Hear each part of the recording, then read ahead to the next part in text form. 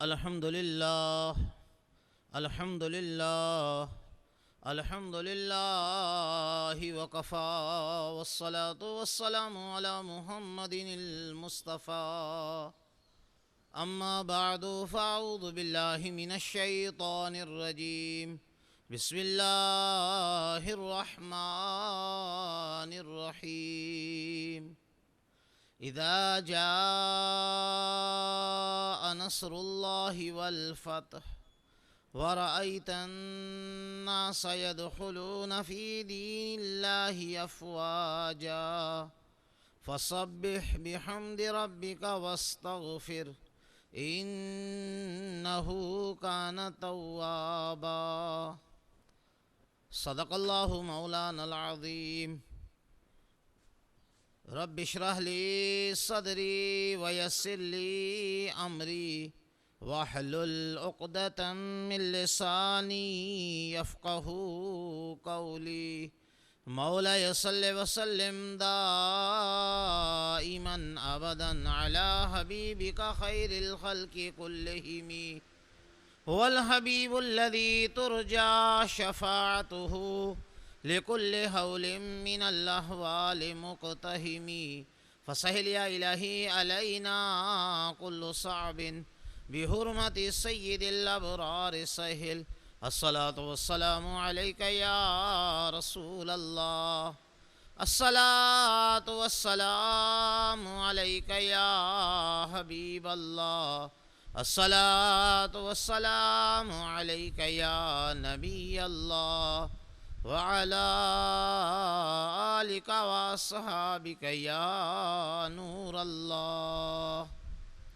عزیزان محترم، اللہ رب العالمین جل جلالہ و عم نوالہ کے فضل و کرم اور اس کی مہربانی سے اور اس کے محبوب دانہ غیوب صلی اللہ علیہ وسلم کے طفیل و صدقے سے اور بحکم سراج السالکین محبوب العارفین پیر طریقت رہبر شریعت حضرت علامہ مولانا صاحب زادہ محمد عبدالشکور صاحب قادری، رضوی، نقشبندی، گھمکولوی دامت برکاتہم عالیہ، ہم یہاں پر اپنی آخرت کو بہتر بنانے کے لیے قرآن پاک کا نور لینے کے لیے جمع ہوئے ہیں۔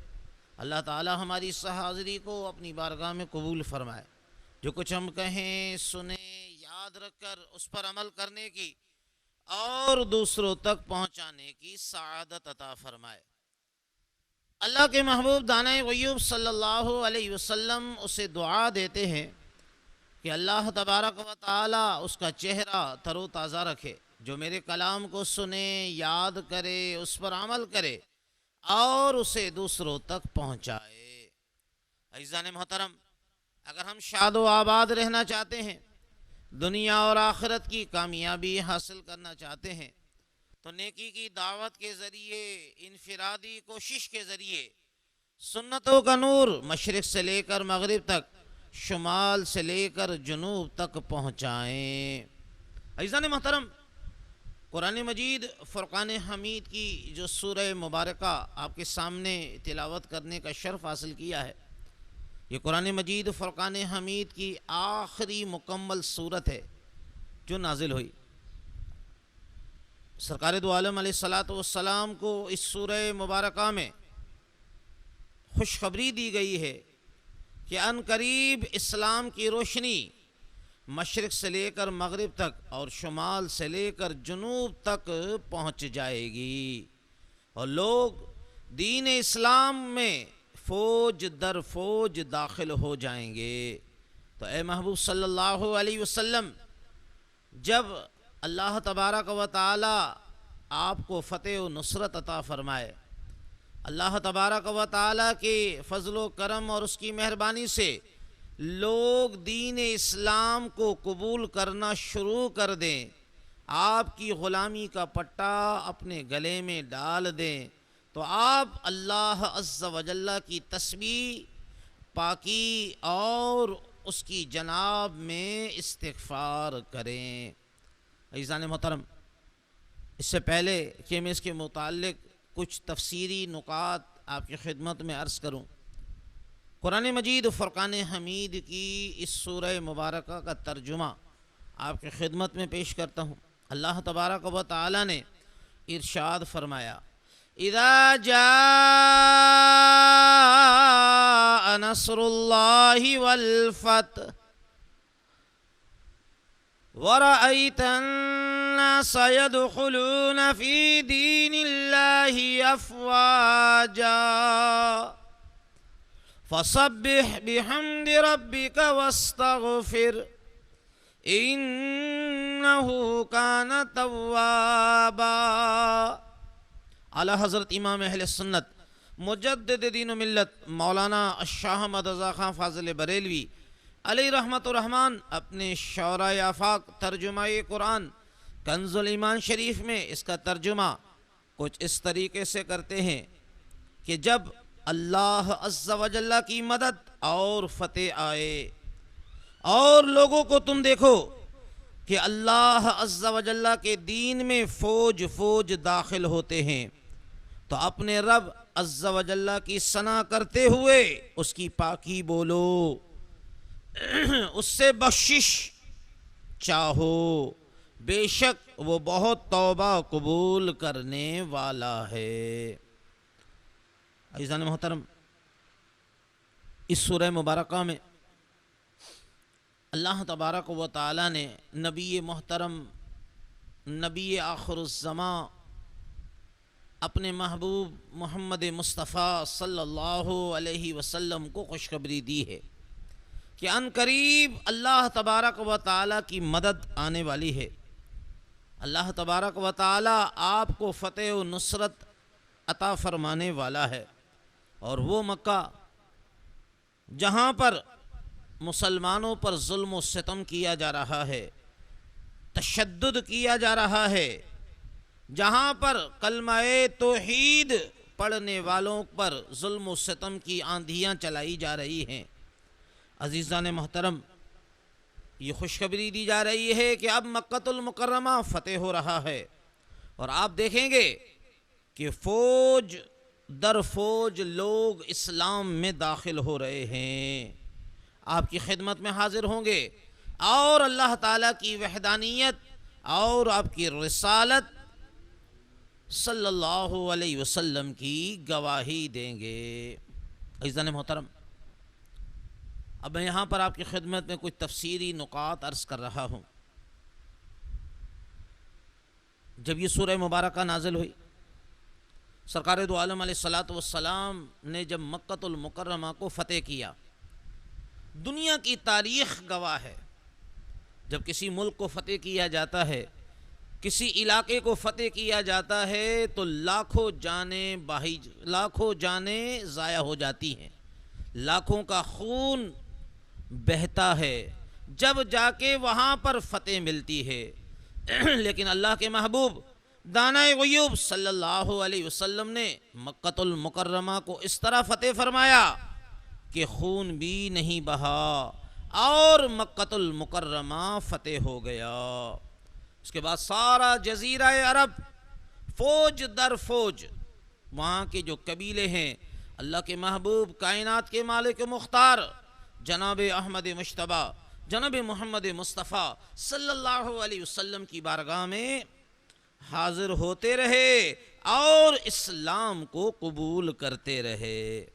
عرب کی ایک بہت بڑی تعداد تھی، سرکار دو عالم علیہ الصلوۃ والسلام کے معجزات کا انہوں پتہ چل گیا تھا، اسلام کی حقانیت گھر کر چکی تھی، لیکن وہ اسلام لانے سے ڈرتے تھے کہ کہیں ایسا نہ ہو کہ مکۃ المکرمہ کے سرداران قریش جو عرب کے پیشوا سمجھے جاتے تھے، سارا عرب ان کی طرف دیکھتا تھا، ان کو یہ ڈر تھا کہ کہیں ایسا نہ ہو کہ ہم نبی محترم صلی اللہ علیہ وسلم کی غلامی اختیار کریں اور یہ سرداران قریش ہم سے ناراض ہو جائیں۔ عزیزان محترم، جب مکۃ المکرمہ فتح ہوا، اللہ تبارک و تعالی نے اپنے محبوب صلی اللہ علیہ وسلم کو جب غلبہ عطا فرمایا، اللہ کے محبوب صلی اللہ علیہ وسلم مسجد الحرام میں داخل ہوئے، آپ نے حضرت بلال رضی اللہ تعالیٰ عنہ کو حکم دیا کہ اے بلال اذان دو، حضرت بلال رضی اللہ تعالی عنہ نے کعبے کی چھت پر کھڑے ہو کر اذان دی.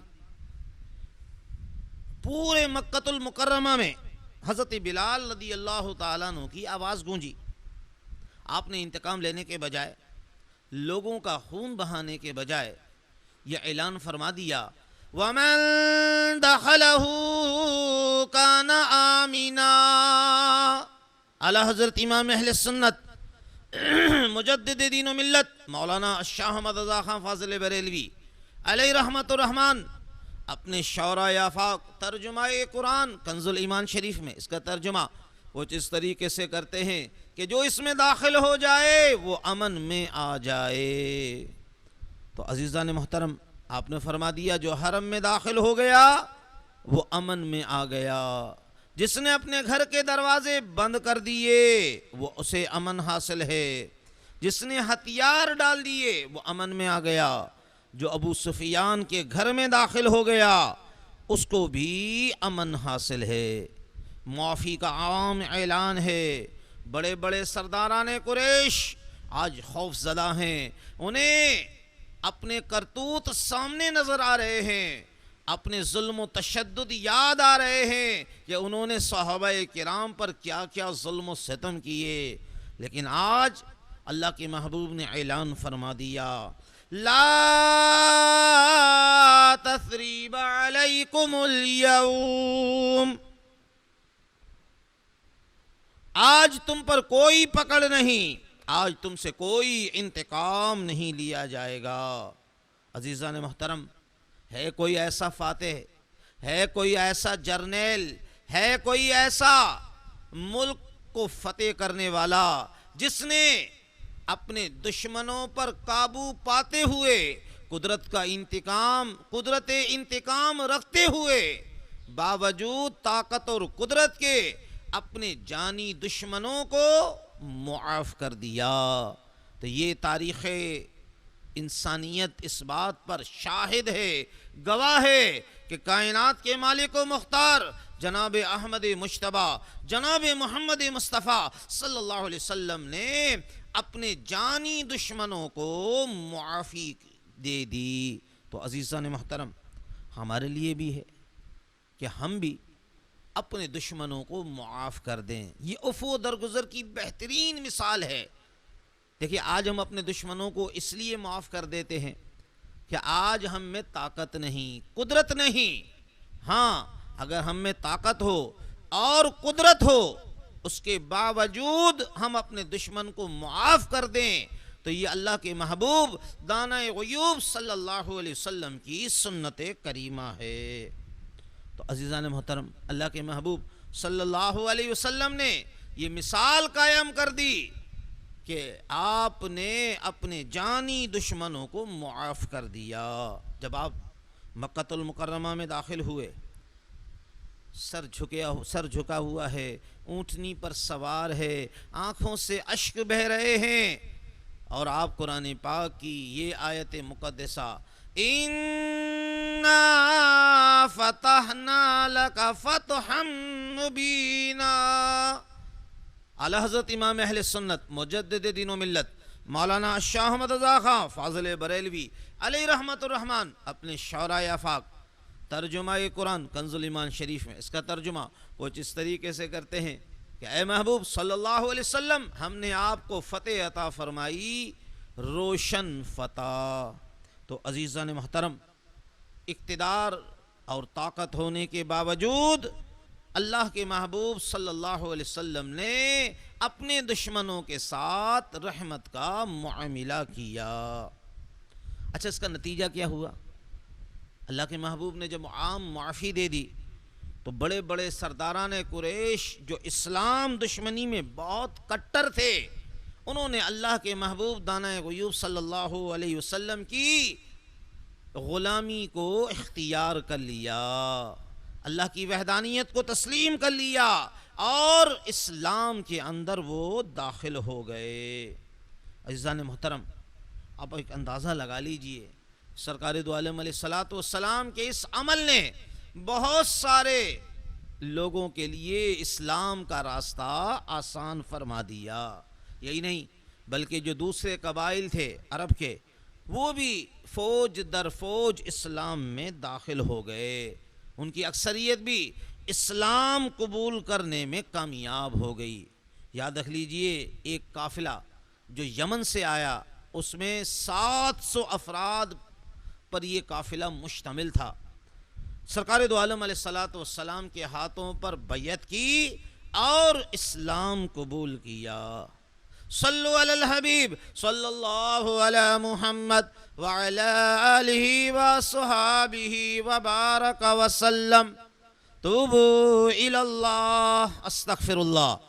صلو علی الحبیب صلی اللہ علی محمد وعلی آلہ وصحابہ وبارک وسلم۔ عزیزان محترم، اگر ہم اپنی اصلاح چاہتے ہیں تو مدنی انعامات کے عامل بن جائیں، اور ساری دنیا کے لوگوں کی اصلاح کے لیے مدنی قافلوں کے مسافر بن جائیں۔ دعوت اسلامی کے مدنی قافلے شہر در شہر، صوبہ در صوبہ، ملک در ملک سفر کرتے ہیں۔ آپ بھی اللہ عز و جل کی راہ کے مسافر بن جائیں اور نیکی کی دعوت کے ذریعے، انفرادی کوشش کے ذریعے سنتوں کا نور مشرق سے لے کر مغرب تک اور شمال سے لے کر جنوب تک پہنچائیں۔ عزیزان محترم، جب یہ سورہ مبارکہ نازل ہوئی، سورۃ النصر، صحابہ کرام کا کیا عمل تھا؟ آپ سماعت فرمائیے، آپ کی طبیعت خوش ہو جائے گی۔ غزوہ خیبر کے بعد یہ سورہ مبارکہ نازل ہوئی سن 7 ہجری میں۔ اللہ تبارک و تعالیٰ نے اس سورہ مبارکہ میں خوشخبری دی، اللہ تعالیٰ کی مدد آنے والی ہے، اللہ تعالیٰ مسلمانوں کو فتح و نصرت عطا فرمانے والا ہے، اور سرکار دو عالم علیہ الصلوۃ والسلام جو سعی کر رہے ہیں، لوگوں کو نیکی کی دعوت دے رہے ہیں، لوگ اس نیکی کی دعوت کو قبول کر رہے ہیں۔ تو سرکار دو عالم صلی اللہ علیہ وسلم آپ کو اور آپ کے غلاموں کو یہ خوشخبری دی گئی۔ جب یہ سورہ مبارکہ نازل ہوئی تو صحابہ کرام نے خوشیاں منائی۔ سیدنا صدیق اکبر رضی اللہ تعالیٰ عنہ، سیدنا عمر فاروق رضی اللہ تعالیٰ عنہ اور دیگر صحابہ علیہم الرضوان بڑے خوش ہوئے کہ اللہ تعالیٰ نے بشارت دی ہے اور انشاءاللہ عز و جل ان قریب اسلام کو غلبہ حاصل ہونے والا ہے۔ لیکن ایک صحابی ہیں، سرکار دو عالم علیہ الصلوۃ والسلام کے چچا حضرت عباس رضی اللہ تعالی عنہ اس موقع پر خوشی کے بجائے رو رہے ہیں۔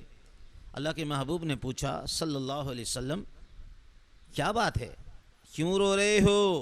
عرض کیا یا رسول اللہ صلی اللہ علیہ وسلم، اس سورہ مبارکہ میں اشارہ ہے کہ اب آپ اس دنیا سے ان قریب پردہ فرما لیں گے۔ اللہ تبارک و تعالیٰ نے جس کام کے لیے آپ کو بھیجا تھا وہ کام پورا ہو رہا ہے، اسلام کو غلبہ ہو رہا ہے، اسلام پوری دنیا میں پھیل رہا ہے۔ ان قریب وہ وقت آنے والا ہے، اور جب یہ کام پورا ہو جائے گا تو آپ صلی اللہ علیہ وسلم زیادہ عرصے تک ہمارے درمیان نہیں رہیں گے۔ اسی لیے آپ صلی اللہ علیہ وسلم کو حمد، تسبیح اور استغفار کی تلقین کی گئی ہے۔ عزیزان محترم، سرکار دو عالم علیہ الصلوۃ والسلام نے اس بات کی تصدیق فرما دی کہ چچا حضور بات تو بالکل درست ہے کہ چونکہ میرا کام ختم ہو گیا، لہٰذا اب ان قریب میرے اور تمہارے درمیان جدائی ہونے والی ہے۔ عزیزان محترم، اس کے بعد اللہ تعالیٰ نے حکم دیا فَسَبِّحْ بِحَمْدِ رَبِّكَ وَاسْتَغْفِرْ، یعنی اب آپ دیکھ لیں کہ جب اللہ تعالیٰ کی نصرت اور فتح آپ کو مل گئی تو آپ اللہ عز و جل کی حمد بیان کریں، تسبیح بیان کریں، اس کی بارگاہ میں استغفار کریں۔ سرکار دو عالم علیہ الصلوۃ والسلام جب یہ سورہ مبارکہ نازل ہوئی تو اکثر آپ سجدے میں سبحانک اللہم وبحمدک استغفرک واتوب الیک، چونکہ اس صورت میں آپ کو حکم دیا گیا کہ تسبیح کرو، لہذا اب سبحانک اللہم آپ کو حکم دیا گیا کہ حمد کرو تو وہ بھی حمدی کا، اور ساتھ میں فرمایا استغفرک، استغفار کرو تو آپ استغفرک واتوب الیک۔ تو عزیزان محترم، سجدے میں سرکار دو عالم علیہ الصلوۃ والسلام سبحان ربی الاعلی یہ پڑھا کرتے تھے۔ ایک مرتبہ اما عائشہ صدیقہ رضی اللہ تعالیٰ عنہ فرماتی ہیں میں نے دیکھا آپ سجدے میں یہ پڑھ رہے ہیں سبحانک اللہم وبحمدک استغفرک واتوب الیک۔ میں نے عرض کیا یا رسول اللہ صلی اللہ علیہ وسلم آپ یہ کلمات کیوں پڑھتے ہیں؟ آپ نے فرمایا میرے پروردگار نے مجھے اس سورہ مبارکہ میں اس کا حکم دیا ہے۔ تو عزیزان محترم، اب میں اس سورہ مبارکہ کے حوالے سے چند مدنی پھول آپ کی خدمت میں عرض کر رہا ہوں، ہو سکے تو اس کو اپنے دل کے مدنی گلدستے میں سجاتے جائیں۔ ہمارے شیخ الحدیث حضرت علامہ مولانا صاحب زادہ محمد عبد الشکور صاحب قادری، رضوی، نقشبندی، گھمکولوی دامت برکاتہم عالیہ، میں آپ کی تعلیمات کا خلاصہ آپ کی بارگاہ میں عرض کرتا ہوں۔ یاد رکھ لیجئے اللہ کے جو دوست ہوتے ہیں ان کا کلام کلام کا امام ہوتا ہے۔ اللہ اکبر، بات بڑی سادہ ہوتی ہے لیکن دلوں کے اندر وہ بات نقش ہو جاتی ہے۔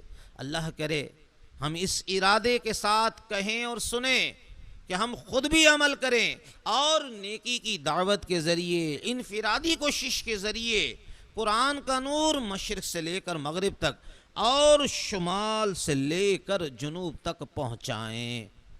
عزیزان محترم، پہلی بات تو یہ ہے اللہ تبارک و تعالیٰ نے دو لفظ استعمال کیے، نصر اور فتح،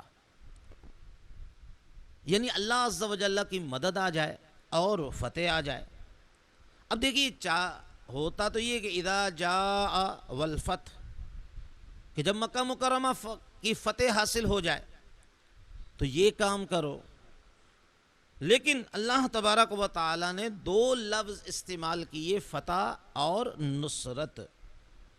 تو یہ بتا دیا کہ جو کچھ مجھے مل رہا ہے، کامیابی مل رہی ہے، فتح مل رہی ہے، تو یہ میری قوت بازو کا کرشمہ نہیں، یہ میری تدبیروں کا نتیجہ نہیں، بلکہ یہ میرے رب عز و جل کی نصرت اور مدد سے مجھے یہ سب کچھ مل رہا ہے۔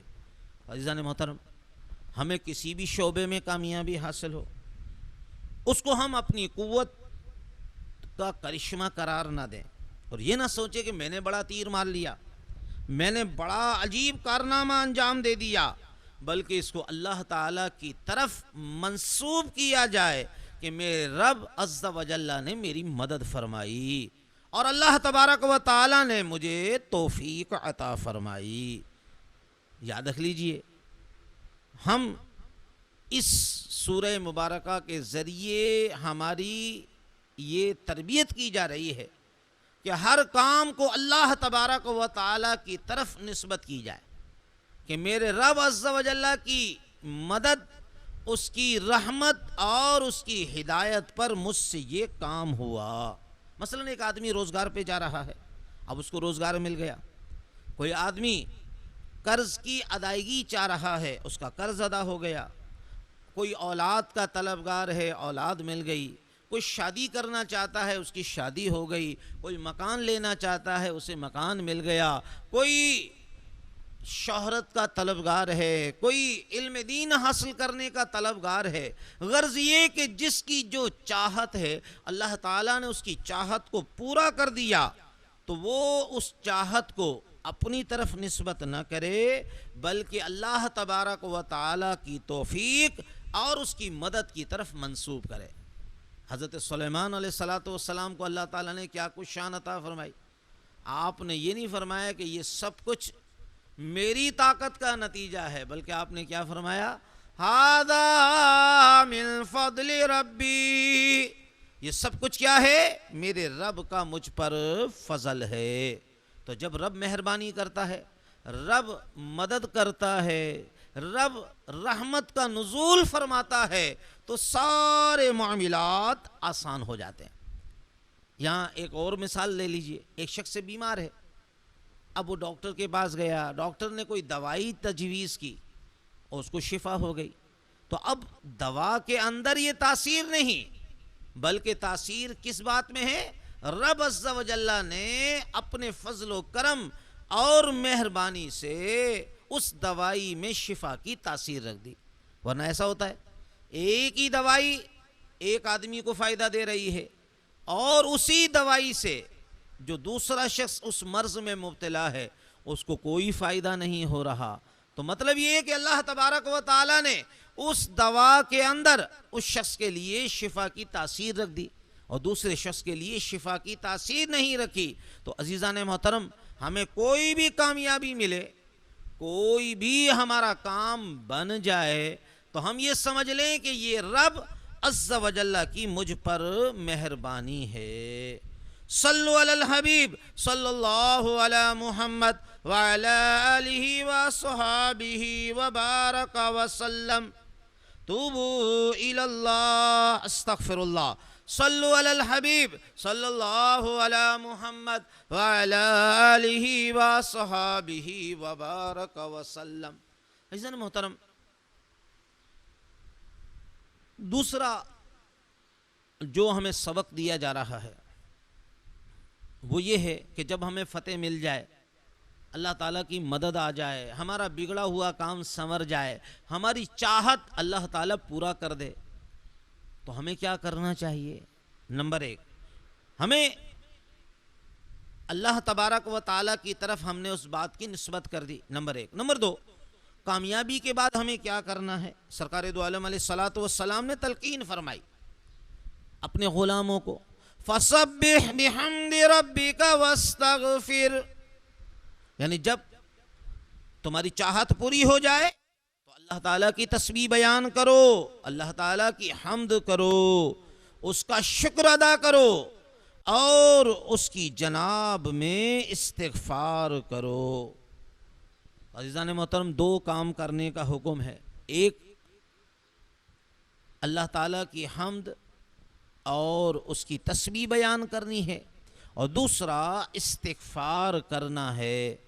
تو عزیزان محترم، یہاں پھر میں ایک بات عرض کروں گا، بندے کو جب کامیابی ملتی ہے، اس کی چاہت پوری ہوتی ہے، اس کو کوئی نعمت ملتی ہے، کوئی راحت ملتی ہے، وہ کامیابی سے ہمکنار ہو جاتا ہے، تو عزیزان محترم اس کو یہ تلقین کی گئی کہ وہ اللہ تعالیٰ کی حمد، اس کا شکر ادا کرے اور اس کا اعتراف کرے کہ مالک و مولا میں تو کچھ بھی نہیں، مالک و مولا یہ سب تیرا کرم ہے کہ تو نے اپنے فضل و کرم اور مہربانی سے مجھے یہ کامیابی اور کامرانی عطا فرمائی ہے، اور میری اس چاہت کو مالک و مولا تو نے پورا کر دیا ہے۔ دیکھیں مکہ شریف میں آپ داخل ہو رہے ہیں، آپ نے کیا فرمایا؟ اِنَّا فَتَحْنَا لَكَ فَتْحًا مُبِينًا، آنکھوں سے اشک جاری ہیں، آپ اللہ تعالیٰ کی حمد کر رہے ہیں، زبان پر قرآن پاک کی یہ آیت مقدسہ اِنَّا فَتَحْنَا لَكَ فَتْحًا مُبِينًا، کہ بے شک اے محبوب صلی اللہ علیہ وسلم ہم نے آپ کو فتح عطا فرمائی، روشن فتح۔ عزیزان محترم، سرکار دو عالم علیہ السلام نے یہ حکم دیا کہ جب تمہیں اللہ تعالیٰ کوئی نعمت عطا فرمائے، تمہاری چاہت پوری کرے، تو پھر تمہیں چاہیے کہ تم اللہ تعالیٰ کی حمد بھی کرو، اس کی بارگاہ میں شکر ادا کرو، اور ساتھ ساتھ اللہ کی جناب میں استغفار کرو۔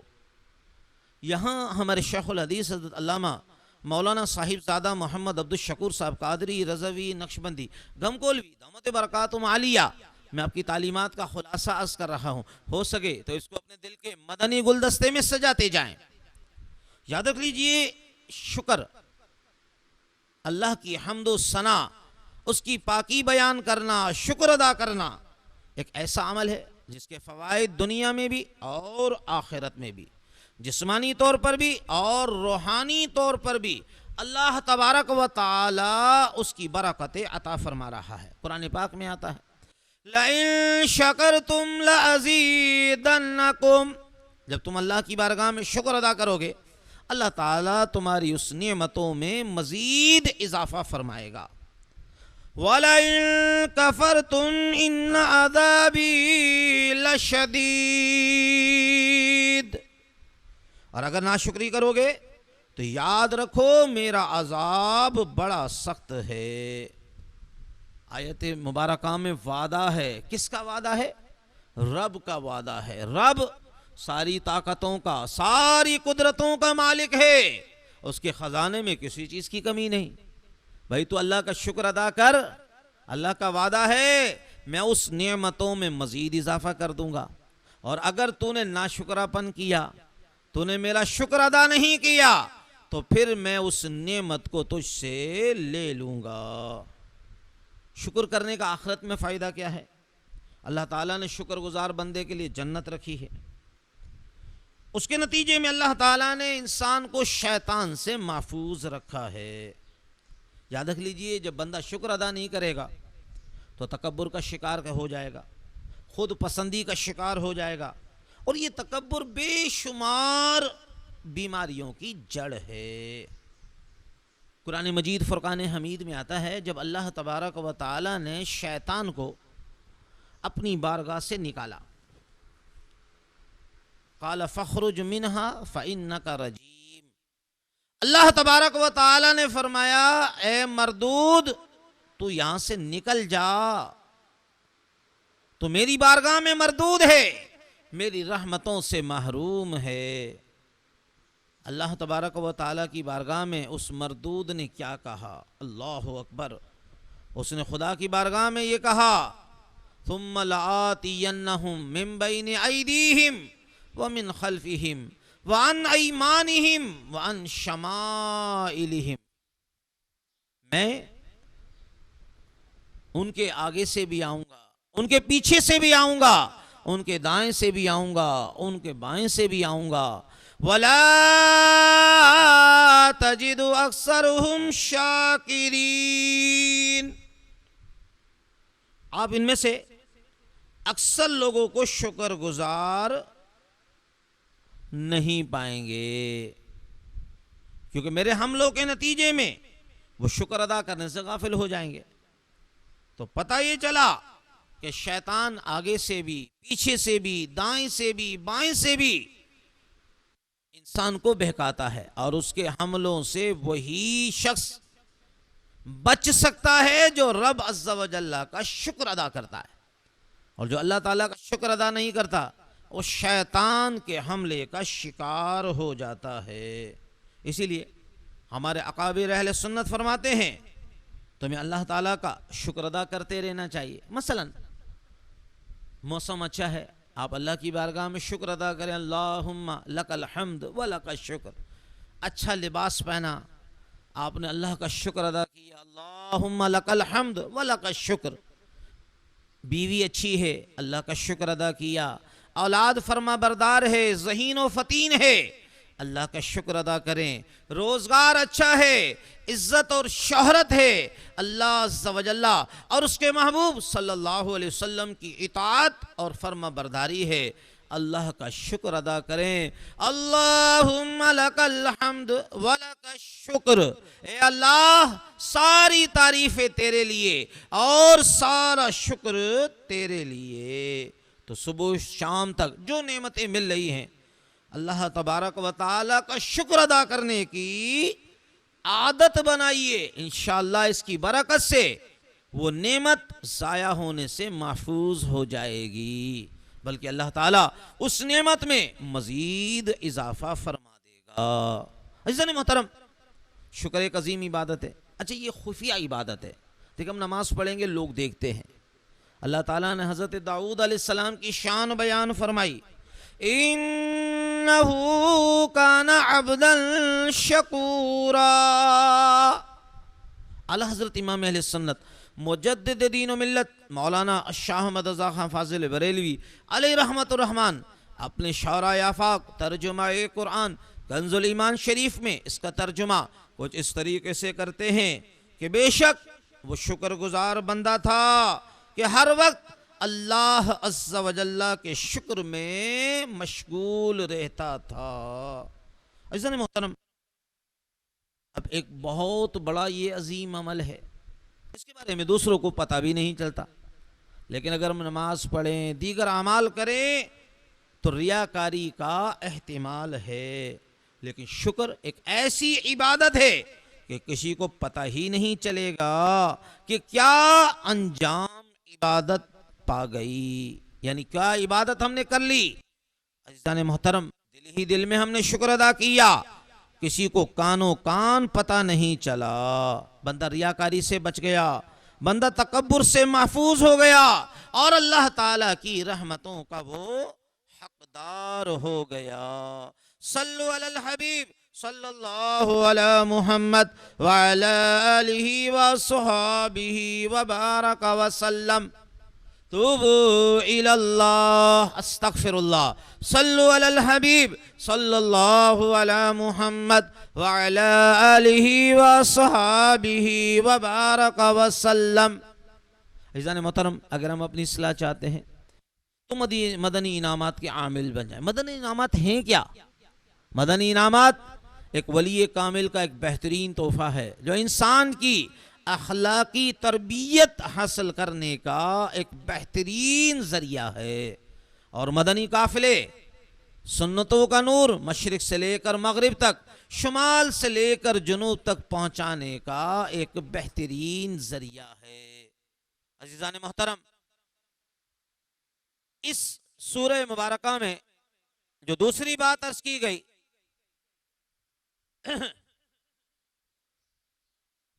اس سورہ مبارکہ میں جو دوسری بات عرض کی گئی وہ یہ ہے کہ بندہ اللہ تبارک و تعالی کا شکر ادا کرے۔ عزیزان محترم، جب بندہ اللہ تبارک و تعالی کا شکر ادا کرے گا، اللہ تعالیٰ اس نعمتوں میں مزید اضافہ فرما دے گا۔ عزیزان محترم، صلو علی الحبیب صلی اللہ علی محمد وعلی آلہ وصحابہ وبارک وسلم۔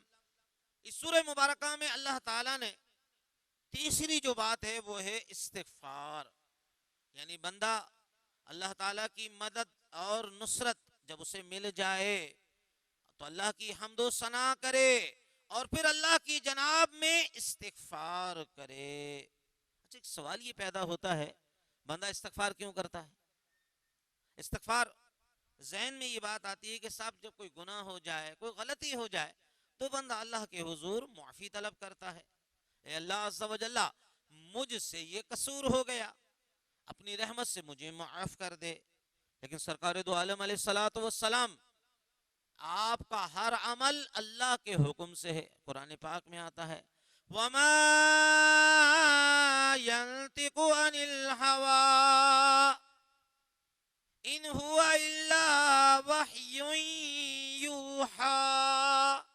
اعلیٰ حضرت امام اہل سنت مجدد دین و ملت مولانا شاہ احمد رضا خان فاضل بریلوی علیہ رحمت الرحمن اپنے شعراء آفاق ترجمہ قرآن کنز الایمان شریف میں اس کا ترجمہ کچھ اس طریقے سے کرتے ہیں کہ اللہ تبارک و تعالی ارشاد فرماتا ہے کہ آپ اپنی مرضی سے تو کوئی بات کرتے ہی نہیں، آپ کا ہر کلام وحی الہی ہے، یعنی جو اللہ کا حکم ہوتا ہے آپ اللہ کے حکم سے بات کرتے ہیں۔ تو عزیزان محترم، اللہ تبارک و تعالیٰ نے جو اپنے محبوب کو جو ڈیوٹی دی، ذمہ داری دی، اس ذمہ داری کو آپ نے آسان طریقے سے پورا کیا۔ 23 سال کے عرصے میں آپ نے جزیرہ عرب میں ایک عظیم انقلاب برپا کر دیا۔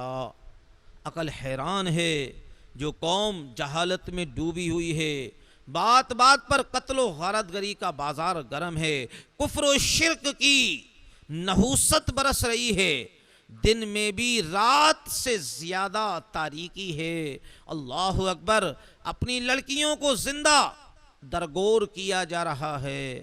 اللہ اکبر، اللہ اکبر۔ آپ اندازہ لگائیے اس ایسے معاشرے میں اللہ کے محبوب نے ایک عظیم انقلاب برپا کر دیا۔ میں ایک دو واقعات آپ کی خدمت میں عرض کر رہا ہوں، نبی رحمت نے کس طرح انقلاب برپا کیا۔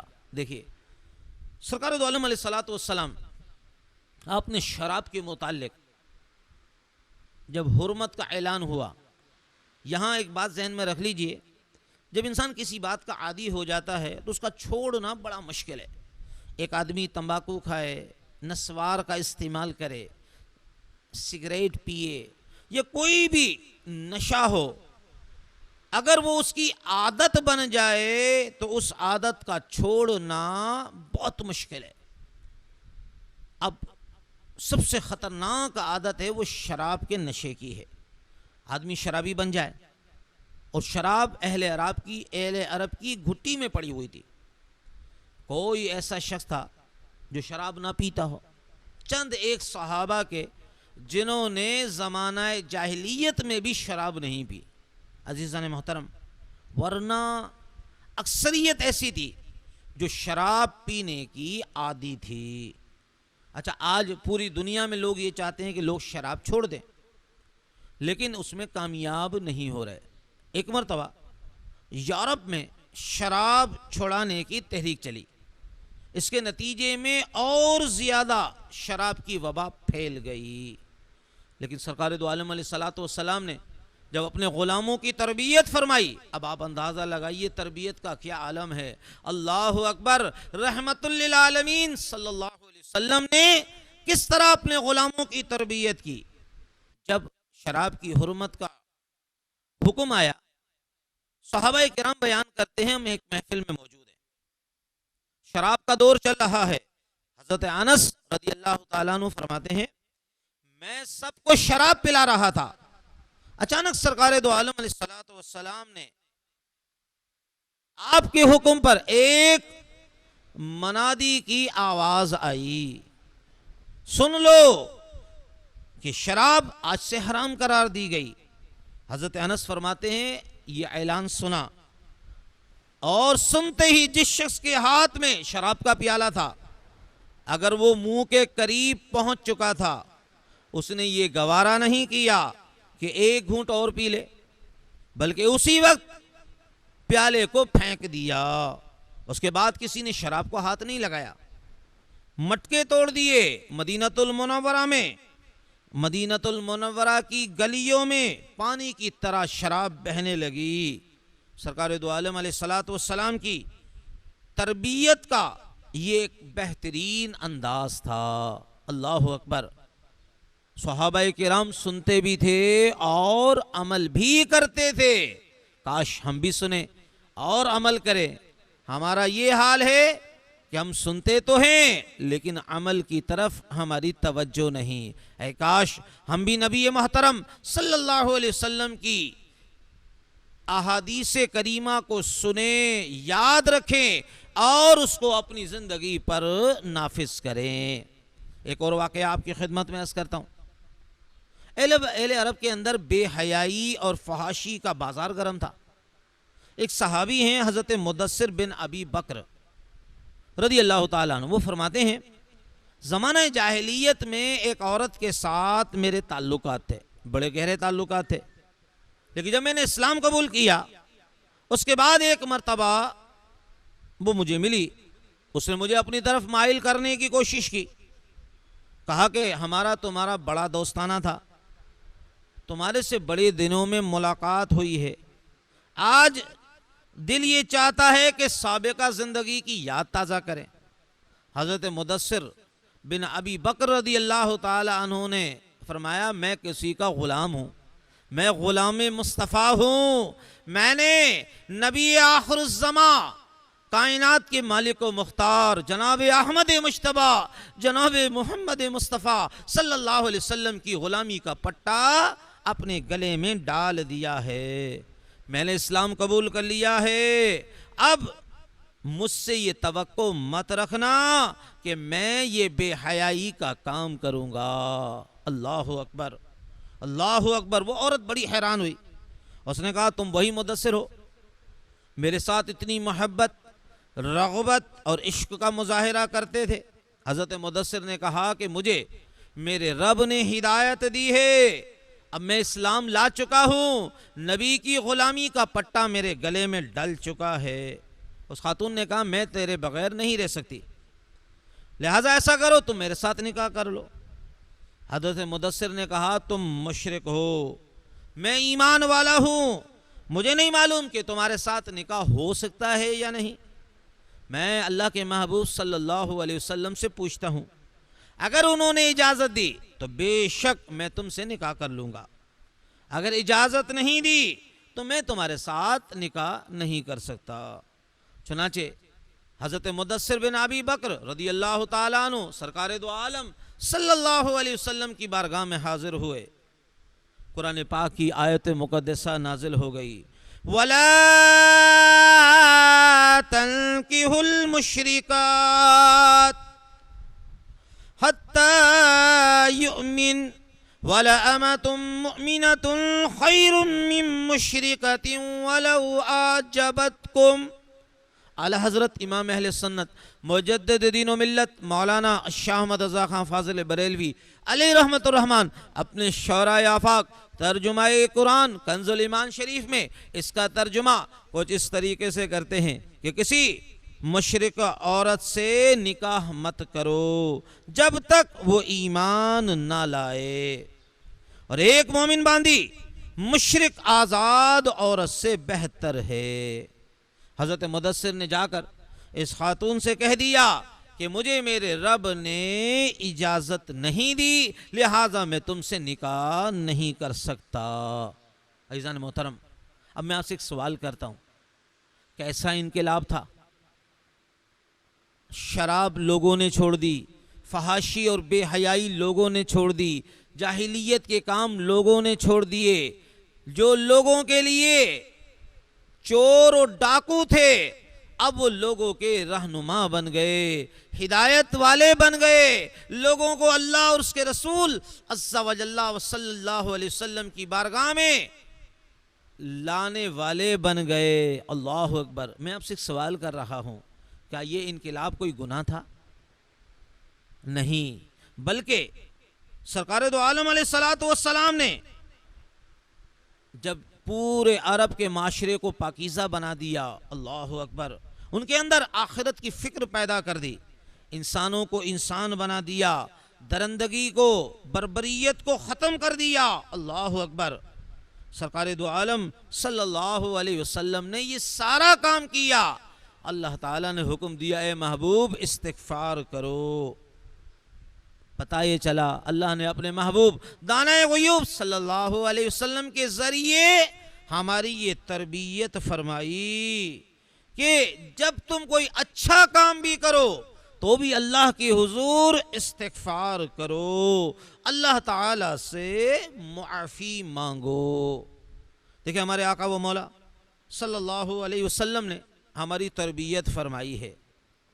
ایک بندہ اللہ تعالیٰ کا ذکر کرتا ہے، اللہ کی بندگی کرتا ہے، نماز پڑھتا ہے، روزے رکھتا ہے، عبادت کرتا ہے، لیکن حق تو یہ ہے کہ وہ بندگی کا حق ادا نہیں کر سکتا. عزیزان محترم، اس لیے حکم یہ ہے کہ جب تم اللہ کا ذکر کرو، اللہ کی بندگی کرو، اس کی عبادت کرو، تو بھی اللہ کی بارگاہ میں مغفرت طلب کرو کہ مالک و مولا اس میں جو مجھ سے کوتاہیاں ہوئی ہیں مجھ کو معاف کر دے. سرکار دو عالم علیہ السلام سے اما عائشہ صدیقہ رضی اللہ تعالی عنہا عرض کرتی ہیں، یا رسول اللہ صلی اللہ علیہ وسلم، آپ نے اتنا طویل سجدہ کیوں فرمایا؟ مجھے گمان ہوا کہ کہیں خدا نہ کرے اس حالت میں آپ کی روح پرواز کر گئی ہو، کیونکہ آپ نے طویل سجدہ فرمایا تھا. سرکار دو عالم علیہ السلام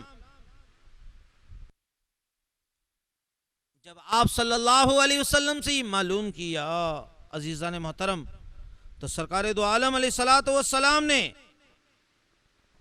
آپ نے قرآن مجید فرقان حمید کی یہ آیت مقدسہ فسبح بحمد ربک واستغفر انہ کان توابا، رب کی تسبیح بیان کرو، رب کی حمد کرو، اس کی جناب میں استغفار کرو، بے شک وہ بہت توبہ قبول کرنے والا ہے۔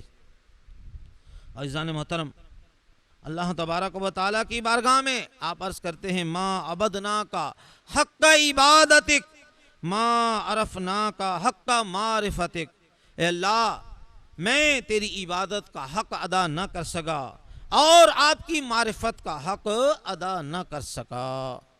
تو عزیزان محترم، حکم یہ ہے کہ انسان کتنی بڑی سے بڑی نیکی کر لے، کتنی بڑی سے بڑی عبادت کر لے، اس کے باوجود اس پر اترانے کے، ناز کرنے کے بجائے وہ اللہ تبارک و تعالیٰ کے حضور جھک جائے، اس کا شکر ادا کرے، اس کی تسبیح بیان کرے، اللہ تبارک و تعالیٰ اس استغفار کی برکت سے اس کی کوتاہیوں کو معاف کر دے گا۔ قرآن پاک میں آتا ہے اللہ تعالیٰ نے اپنے محبوب کے غلاموں کا تذکرہ کیا، کانوا قلیلا من اللیل ما یہجعون وبالاسحار هم یستغفرون۔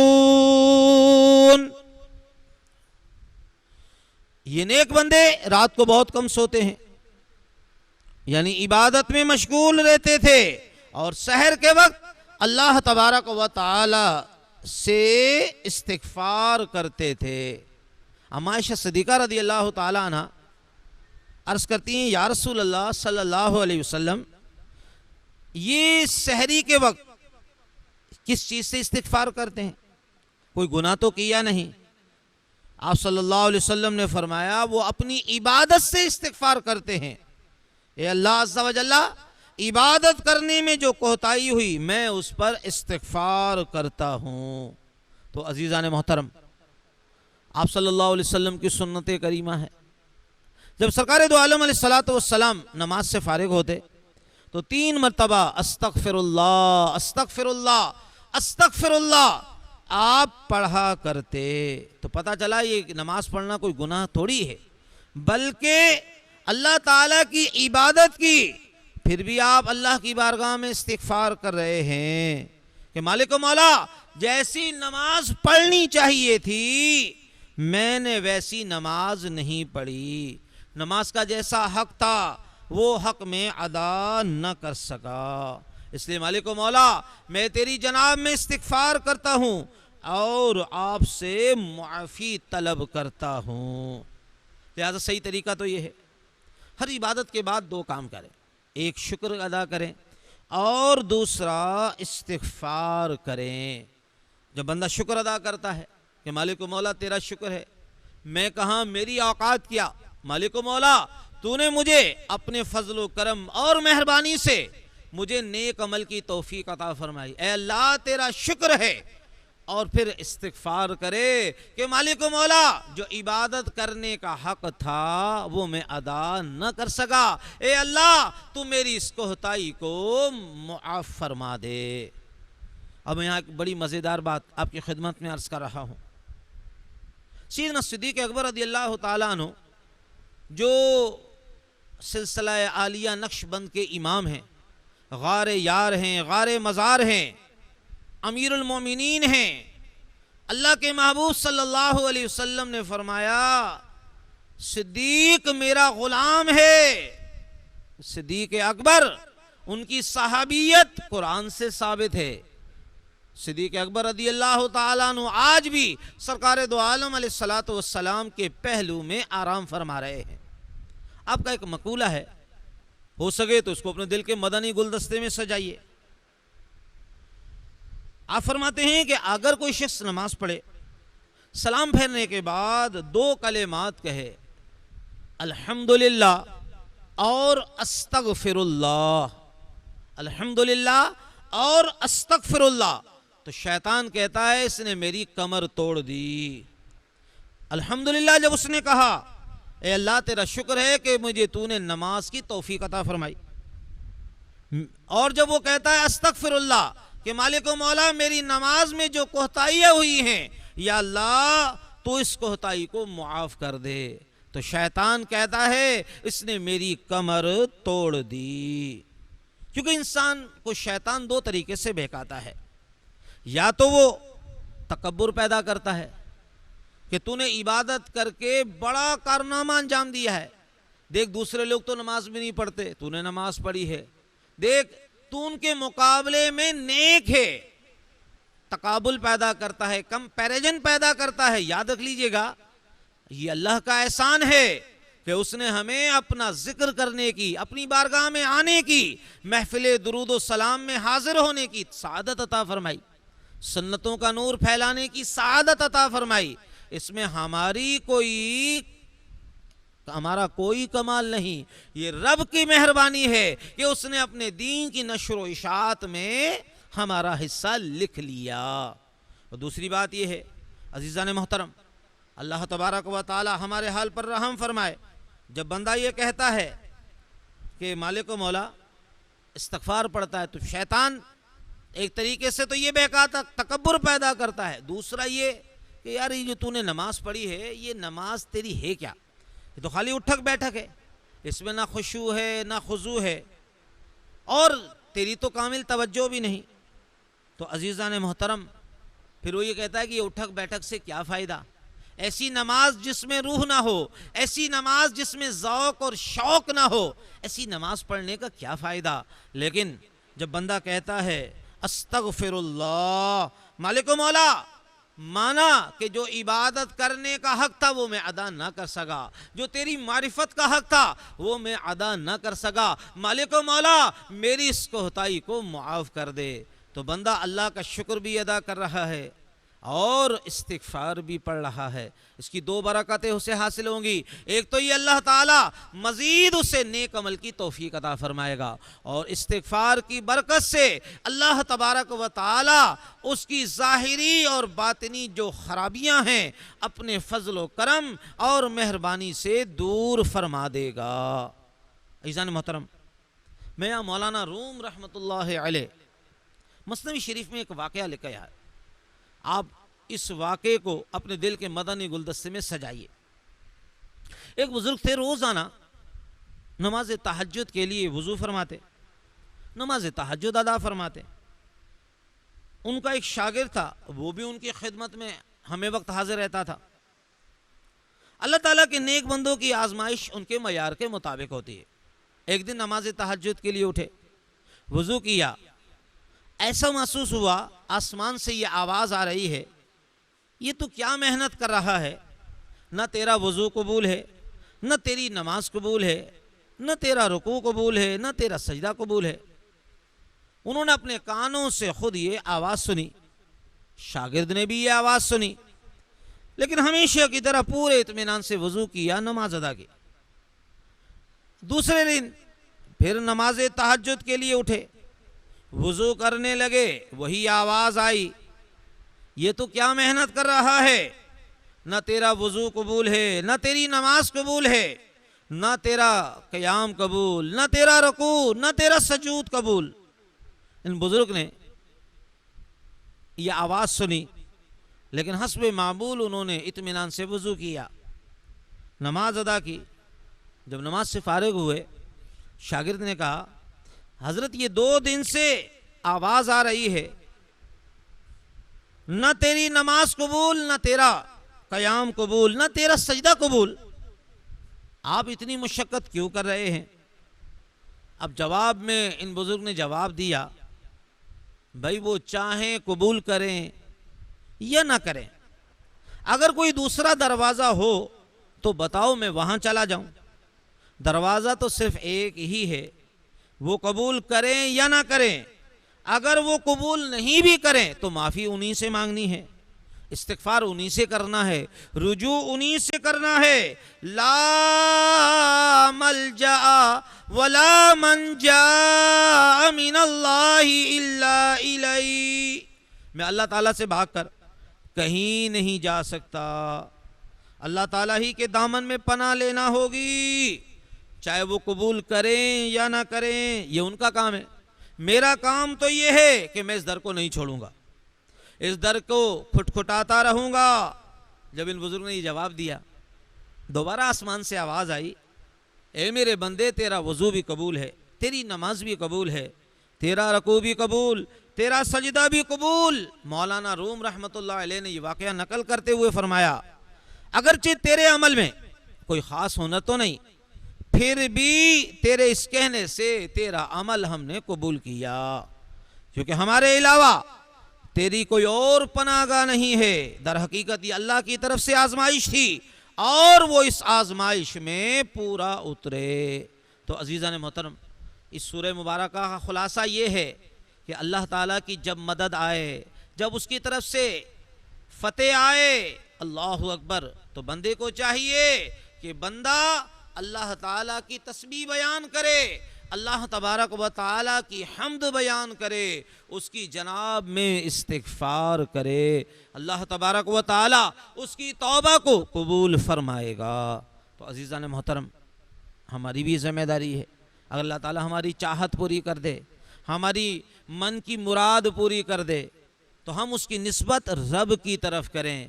اس میں میرا کوئی کمال نہیں، یہ سب تیرا کرم ہے کہ مالک و مولا تو نے مجھ پر کرم فرمایا اور مجھے مالک و مولا توفیق عطا فرمائی۔ تو عزیزان محترم، جب ہم اللہ کے حضور شکر کریں گے تو شکر کر کے اللہ کی نعمتوں کو ہم قید کر لیں گے، اللہ تعالیٰ ان نعمتوں میں مزید اضافہ فرما دے گا۔ اور عزیزان محترم، جب اس کی جناب میں استغفار کریں گے، اللہ تبارک و تعالی ہماری کوتاہیوں سے درگزر فرمائے گا۔ دیکھیں سرکار دو عالم صلی اللہ علیہ وسلم کا فرمان ہے کہ میں باوجود سید الانبیاء ہونے کے، باوجود معصوم عن الخطا ہونے کے، میں دن میں 100 بار، ایک میں روایت 70 بار، ایک روایت میں 100 بار استغفار کرتا ہوں۔ اللہ اکبر۔ عزیزان محترم، تو میں اور آپ نبی کے غلام ہیں، نبی کا کلمہ پڑھتے ہیں، ہم تو سر کے بالوں سے لے کر پاؤں کے ناخنوں تک گناہوں کی دلدل میں پھنسے ہوئے ہیں۔ ہمیں تو چاہیے کہ ہم زیادہ استغفار کریں۔ میں نے اپنے شیخ طریقت حضرت علامہ مولانا صاحب زادہ محمد عبد الشکور صاحب دامت برکاتہم عالیہ آپ کی خدمت میں عرض کیا، حضور استغفار کس طرح کریں؟ آپ نے فرمایا سبحان اللہ و بحمدہ، سبحان اللہ العظیم و بحمدہ، استغفر اللہ، سبحان اللہ و بحمدہ، سبحان اللہ العظیم و بحمدہ، استغفر اللہ۔ اللہ تعالیٰ کی ثنا بھی ہو گئی، اس کی حمد بھی ہو گئی، اور اس کی جناب میں استغفار بھی ہو گیا۔ اس کی برکت سے اللہ تعالیٰ دین اور دنیا کے ساری خیرات و برکات سے مالا مال فرما دے گا۔ اللہ تعالیٰ سے دعا ہے اللہ تعالیٰ میری آپ کی حاضری کو قبول فرمائے اور قرآن کا نور اللہ تعالیٰ ہمارے سینوں میں داخل فرمائے۔ آمین آمین وما توفیقی الا باللہ، آمین۔ الحمدللہ رب العالمین، الصلاۃ والسلام علی سید الانبیاء والمرسلین۔ یا رب مصطفیٰ بطفیل مصطفیٰ عز و جل و صلی اللہ علیہ وسلم ہماری حاضری کو اپنی بارگاہ میں قبول فرمائے۔ کہا بھی تیری توفیق سے ہے، سنا بھی تیری توفیق سے ہے، کہنے اور سننے کے بعد اس کو یاد رکھ کر اس کو اپنی زندگی پر نافذ کرنے کی توفیق عطا فرما، اور نیکی کی دعوت کے ذریعے، انفرادی کوشش کے ذریعے سنتوں کا نور مشرق سے لے کر مغرب تک، شمال سے لے کر جنوب تک پہنچا۔ ہم سب کا خاتمہ بالخیر فرما۔ اے اللہ عز و جل، تو ہمیشہ کے لیے ہم سے راضی ہو جا۔ مالک و مولا ہم سب کا خاتمہ بالخیر فرما۔ دین کا کام مالک و مولا تو نے کسی نہ کسی سے تو لینا ہے، اے اللہ عز و جل یہ کام تو ہم سے لے لے، مالک و مولا لے بھی لے اور قبول بھی فرما لے۔ مالک و مولا ہم سب کا خاتمہ بالخیر فرما، حقوق اللہ اور حقوق العباد کی ادائیگی میں غیب سے امداد فرما، دین زبان و بیان میں فصاحت عطا فرما، مالک و مولا تاثیر عطا فرما، کہنے اور سننے کے بعد عمل کی توفیق عطا فرما۔ مالک و مولا ایسا راضی ہو کہ پھر کبھی بھی ناراض نہ ہونا۔ جو اس بیان کو سن رہے ہیں، ریکارڈ کر رہے ہیں، اور انٹرنیٹ کے ذریعے جتنے ہمارے بھائی بہن سنیں گی، سی ڈی آر کے ذریعے، کیسٹ کے ذریعے جتنے دوست اس کو سنیں گے اور سنیں گی، مالک و مولا سب پر کرم فرما دے، ہم سب کا خاتمہ بالخیر فرما۔ اللهم احفظنا من كل بلاء الدنيا وعذاب الآخرة. اللهم مغفرتك أوسع من ذنوبي ورحمتك أرجى عندي من عملي. اللهم مغفرتك أوسع من ذنوبي ورحمتك أرجى عندي من عملي. اللهم مغفرتك أوسع من ذنوبي ورحمتك أرجى عندي من عملي. إن الله وملائكته يصلون على النبي يا أيها الذين آمنوا صلوا عليه وسلموا تسليما. الصلاة والسلام عليك يا رسول الله وعلى آلك وصحابك يا حبيب